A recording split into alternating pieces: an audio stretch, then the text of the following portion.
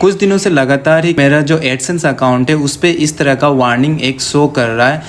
तो चलिए देखते हैं कि इसको सॉल्व कैसे करना है। तो मैं एक एक करके यहाँ पे सारी चीज़ें आपको एक्सप्लेन करता जाऊँगा ताकि आप भी अपना जो फॉर्म है वो भर सके।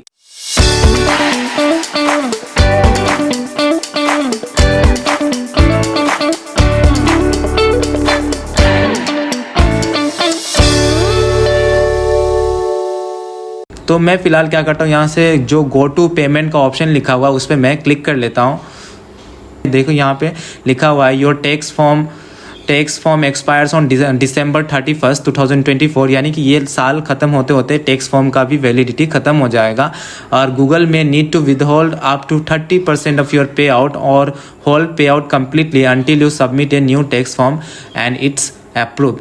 तो बोल रहा है कि वो 31 दिसंबर 2024 को ये एक्सपायर होने वाला है और गूगल आपका 30% क्या है रख लेगा या फिर आपका पेमेंट को होल्ड पे रख देगा अगर आप नया फॉर्म सबमिट नहीं करते हैं और वो अप्रूव नहीं होता है। तो मैं ऐसा तो नहीं चाहूँगा कि मेरा 30% चार्जेस काट के लिए जाए। तो मैं क्या करूँगा, एक नया फॉर्म भरूँगा।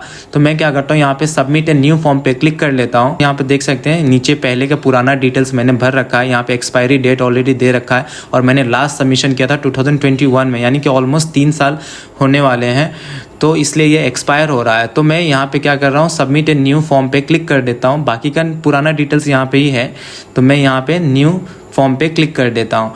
फिर यहाँ एक वार्निंग आता है, if you start A new form your previously submitted form will be removed. तो अगर आप नया फॉर्म सबमिट करते हैं तो क्या होगा, आपका पुराना फॉर्म रिमूव हो जाएगा। लेकिन अब अगर आप हाफ फॉर्म ही भर के छोड़ देते हैं, किसी रीजन की वजह से आपके पास कोई डॉक्यूमेंट्स नहीं था या कुछ नहीं था, तो पुराना डिलीट नहीं होने वाला। लेकिन 31 से पहले तक आपको पूरा फॉर्म कंप्लीट कर लेना है और अप्रूव भी करा लेना है। स्टार्ट ए न्यू फॉर्म पे मैं क्लिक कर देता हूँ और यहाँ पे कुछ दिया है कि 15 से 20 मिनट लगेगा वगैरह वगैरह। तो मैं यहाँ पे स्टार्ट फॉर्म पे क्लिक कर देता हूँ। तो यहाँ से मेरे को अपना गूगल अकाउंट वेरीफाई करने के लिए पासवर्ड डालने को बोल रहा है। तो मैं यहाँ से पासवर्ड डाल देता हूँ। तो मैंने यहाँ पे पासवर्ड डाल दिया है और यहाँ से नेक्स्ट पे क्लिक कर देता हूँ। फिर यहाँ पे जो पहला ऑप्शन दिया है कि what type of account is Amlesh Mahto. तो जो मेरा एडसेंस अकाउंट है वो किस तरह का अकाउंट है। तो ऑब्वियसली ये मेरा एक इंडिविजुअल अकाउंट है और पहला ऑप्शन वही इंडिविजुअल अकाउंट दे रखा है। मैं आपको दूसरा वाला ऑप्शन भी बता देता हूँ कि जो नॉन इंडिविजुअल, यानी कि हो सकता है आप किसी बिजनेस का अकाउंट हो या फिर ग्रुप में बहुत सारे लोगों का एक साथ हो, तो इस तरह के एंटिटी के लिए आपको सेकेंड ऑप्शन सेलेक्ट करना है। लेकिन मैं फ़िलहाल एक इंडिविजुअल हूँ और ये अकाउंट मैं अकेला ही ऑपरेट करता हूँ, तो ये कोई कंपनी का अकाउंट नहीं है। तो मैंने पहला वाला ऑप्शन सेलेक्ट किया है। अगर आपके लिए सेकंड वाला ट्रू है तो आप सेकंड वाला पे क्लिक कर सकते हैं। तो मैं यहाँ पे नेक्स्ट वाले पे क्लिक कर देता हूँ। फिर सेकंड क्वेश्चन ऑप्शन आ रहा है, यानी सेकंड क्वेश्चन जो आ रहा है, आर यू ए सिटीजन और रेसिडेंट ऑफ यूनाइटेड स्टेट। तो वो पूछ रहा है कि क्या आप यूनाइटेड स्टेट पे रहते हैं या फिर वहाँ के निवासी हैं। तो मैं तो वहाँ का निवासी नहीं हूँ। अगर आप हैं तो आप वहाँ पे येस क्लिक कर सकते हैं, या फिर अगर यूनाइटेड स्टेट को छोड़ के आप किसी भी कंट्री में रहते हैं तो आपको यहाँ पे नो क्लिक करना है। नेक्स्ट पे मैं क्लिक करता हूँ। फिर नेक्स्ट क्वेश्चन आ रहा है कि यहाँ से W8 टैक्स फॉर्म का टाइप मुझे सेलेक्ट करना है, यानी कि जो फॉर्म मैं भरने वाला हूँ उसका कौन सा टाइप होगा। तो यहाँ पे 2 टाइप दे रखा है W8 फॉर्म का, एक है W8BEN और दूसरा है W8 ECI। तो पहला वाला फॉर्म मैं आपको बताता हूँ क्या है। This form is most commonly use by non US individual and would also be use to claim tax treaty benefits. पहला वाला जो बोल रहा है कि ये क्या है, अगर पहला वाला फॉर्म भरते हैं किसके लिए है, ऐसे लोगों के लिए है जो क्या एक इंडिविजुअल अकाउंट ऑपरेट कर रहे हैं, यानी एक इंडिविजुअल एडसेंस अकाउंट ऑपरेट कर रहे हैं और जो US में नहीं रहते हैं, यानी कि ये मेरे लिए परफेक्ट है। और सेकेंड वाला क्या बोल रहा है कि this form is most commonly use by the non US business entity और individual that earns income related to its US trade और business and files a US tax return, income tax return. तो second वाला option का जो form है वो कौन लोग भरेंगे, जो बिजनेस अकाउंट चला रहे हैं या फिर अगर अकेला भी है तो वो US के ट्रेड कर रहे हैं, US के थ्रू ट्रेड कर रहे हैं, या फिर उनका US में बिजनेस होगा, या फिर वो किसी तरीके से US में इनकम टैक्स पे कर रहे हैं। तो वो क्या होगा, सेकंड वाला ऑप्शन को या फिर सेकंड फॉर्म को फिलअप करेंगे। लेकिन फ़िलहाल मैं एक इंडिविजुअल हूँ और एक नॉन US इंडिविजुअल हूँ, तो मुझे फर्स्ट फॉर्म के साथ जाना चाहिए। तो मैं फर्स्ट फॉर्म पे क्लिक करता हूँ और यहाँ पे मैं स्टार्ट W8BEN फॉर्म पे क्लिक कर देता हूँ।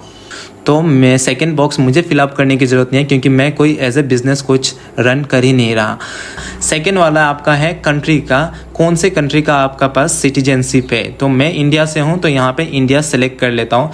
तो मैं नीचे स्क्रॉल कर लेता हूँ,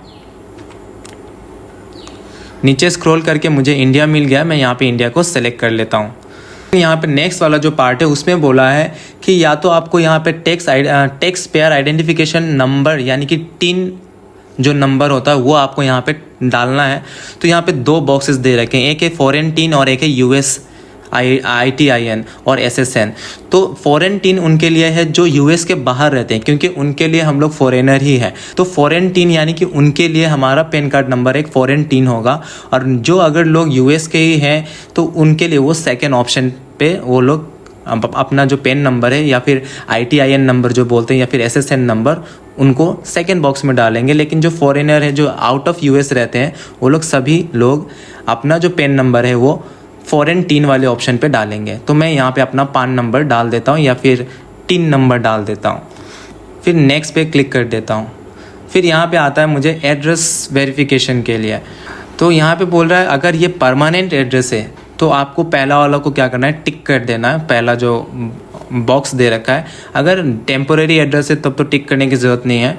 तो मेरा ये परमानेंट एड्रेस ही है तो मैं इसको टिक कर देता हूँ। फिर मैं स्ट्रीट सेलेक्ट करता हूँ, मेरा पुराना वाला एड्रेस ऑटोमेटिकली यहाँ पे सजेशन में आ गया तो मैं उसी पे क्लिक कर लेता हूँ। आप अपना हिसाब से अपना एड्रेस वगैरह डाल लीजिएगा।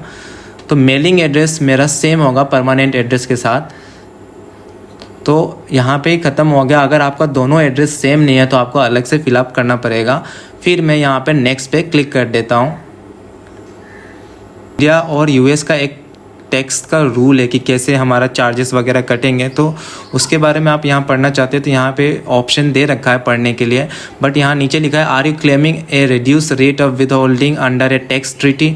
तो मुझे तो चाहिए और मैं पहले से क्लेम भी कर रखा था, क्योंकि ये एक्सपायर हो रहा है इसलिए मैं बस अपडेट कर रहा हूँ। तो यहाँ पे कुछ पॉइंट्स दे रखे हैं, जैसे कि यूएस टैक्स लॉ में impose a 30% withholding tax on the payments that are considered US source income. तो अगर कोई चीज़ यूएस के थ्रू अगर हम पैसे कमा रहे हैं किसी सोर्स के थ्रू तो आपको बोला यूएस के लॉ के हिसाब से आपको 30% पे करना पड़ेगा। फिर नीचे वाला पॉइंट है दैट दिस टैक्स में बी रिड्यूस और एलिमिनेटेड फॉर एनी पेई that qualify under A relevant tax treaty. तो बोल रहा है कि इस रेट को कम भी किया जा सकता है अगर आपका जो कंट्री है, नेटिव कंट्री, आप जिस कंट्री में रहते हैं उस कंट्री का और यूएस के साथ कोई रूल हो कि किस तरह से टैक्स को कैलकुलेट किया जाए, तो उनका कुछ प्रोसेस हो अगर, तो आप इस रेट को कम भी कर सकते हैं। तो हमारा ऑलरेडी वो दिखा रहा है कि इंडिया में जो है तो उसने पहले से यहाँ पे ब्लू कलर का एक दिखा दिया कि इंडिया और यूएस का एक ट्रीटी है, तो यानी कि हम लोग इसको क्लेम कर सकते हैं। तो मैं यहाँ पे क्या करता हूँ, सेकंड वाले ऑप्शन पे yes I am eligible for reduced with holding rate, तो मैं इस पर क्लिक करता हूँ। फिर एक ऑप्शन खुल जाता है resident of the following country with in the meaning of the income tax treaty between the United states and that country. तो बोल रहा है कि इसमें से जो भी हम सेलेक्ट करने वाला है कंट्री, उसका और यूएस के साथ टैक्स का, इनकम टैक्स का ट्रीटी यानी कि रूल्स या प्रोसेस होना चाहिए। तो मैं इस पर टिक करता हूँ और यहाँ पे अपना कंट्री वापस से इंडिया को सेलेक्ट कर लेता हूँ। तो मैं यहाँ से इंडिया को वापस सेलेक्ट कर लिया। उसके बाद नेक्स्ट आता है special rates and conditions. So you may be exempt or have taxes withheld at a reduced rate or certain income types earned within the US. These reduced rates and the exemptions vary among countries and specific income types. Select all the types do apply to you. तो बोल रहा है कि जो taxes है वो अलग अलग हिसाब से आपको एग्जेम्प्ट यानी कि छूट दे सकते हैं। तो नीचे में कुछ चीज़ें दे रखा है कि आप उसमें से कौन कौन सा चीज़ें आपके लिए एप्लीकेबल है।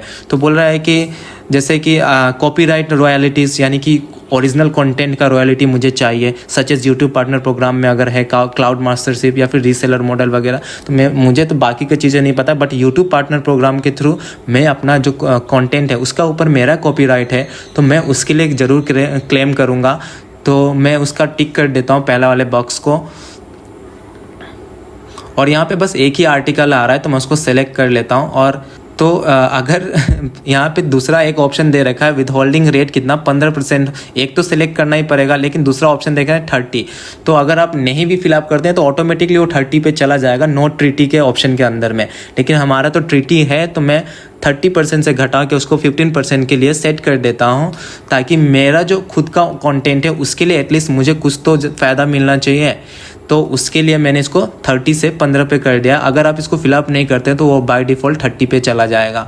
नेक्स्ट आता है reason Amlesh Mahto meets the terms of the treaty. Okay, नीचे एक ऑप्शन दे रखा है कि मैं जो अमलेस महतो यानी कि ये जो अकाउंट है वो क्यों इस ऊपर वाला जो हमने 15% सेलेक्ट किया उसके लिए क्यों एलिजिबल है।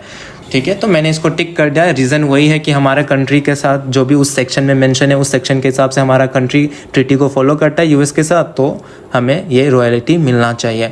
देखिए सेम आर्टिकल है, तो ये भी क्या है, मेरा जो कंटेंट का कॉपीराइट को ही है, तो मैं इसको भी क्या करता हूँ अप्लाई कर देता हूँ, क्योंकि बार बार तो अप्लाई नहीं कर सकते हैं। तो एक बार में मैं डायरेक्टली इसको भी 15% पे सेट कर देता हूँ motion picture and TV royalties के लिए।